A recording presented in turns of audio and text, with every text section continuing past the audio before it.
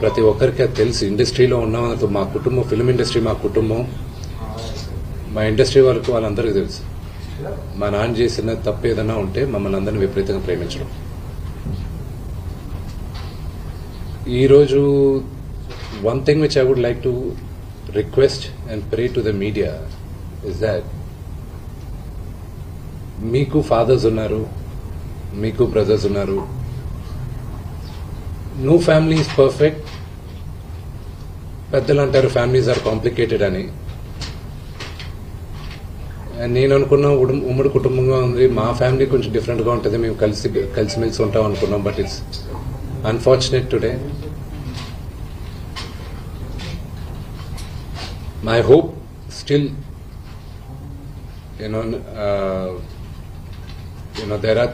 there is light at the end of the tunnel and నేను hope చేస్తున్నాను. But one thing which I want pray for the media is that మీ ఇళ్లలోగా పక్క ఇళ్లలో అందరి ఇళ్లలోనూ ఇష్యూస్ ఉంటాయి, లేకుండా ఉండవు. But do not sensationalize it. ఇది my sincere request. Yes, fortunately or unfortunately మీ అందరం పాపులర్ ఫిగర్స్. దానికి మీరు ప్రజలకు తీసుకెళ్లేది కరెక్ట్, కానీ మరి ఇంత కొంతమంది వరకు they have cross all limits. Remember, మా అమ్మకి ఈరోజు ఉల్వా లేకుండా she is admitted in the hospital. ఇంటికి పెద్ద కొడుకుగా ఐఎమ్ కన్సర్న్డ్, ఐఎమ్ వరీడ్. నాన్నగారికి నిన్న జరిగిన ఘర్షణలో ఆయనకి కొన్ని గాయాలు తగిలాయి. నేను Kannappa cinema post production work Los Angeles లో ఉన్నప్పుడు నాకు ఫోన్ వచ్చింది, ఇలా ఇంట్లో గొడవ జరుగుతున్నాయని. అన్నీ ఆపుకొని ముందు వచ్చేసాను. For me family first. నిన్న మార్నింగ్ దిగాను. But I'm not able to understand అది ఇంత నేను లేని ఒక 3-4 రోజుల్లో how did this escalate so much అని. But I hope there is some respite at the end of it.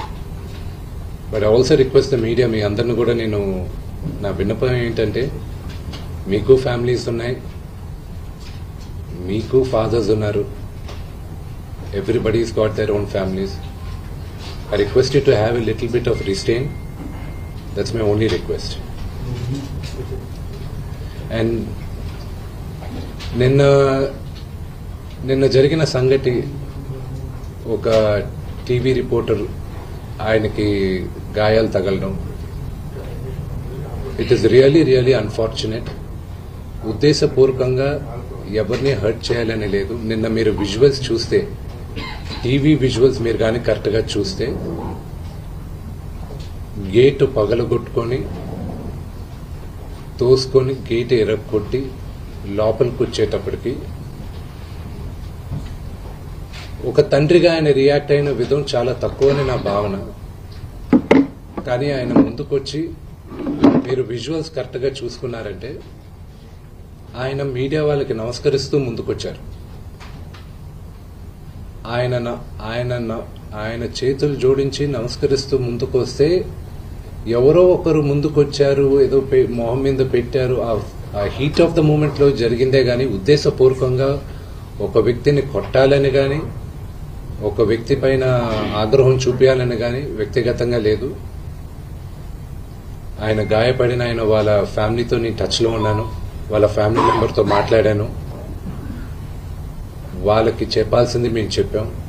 We are in touch with them and it is a really unfortunate incident. I wish this did not happen. ఇది జరుగుండకూడదు. It's really unfortunate. It happen. We all feel sad for it. Thank you.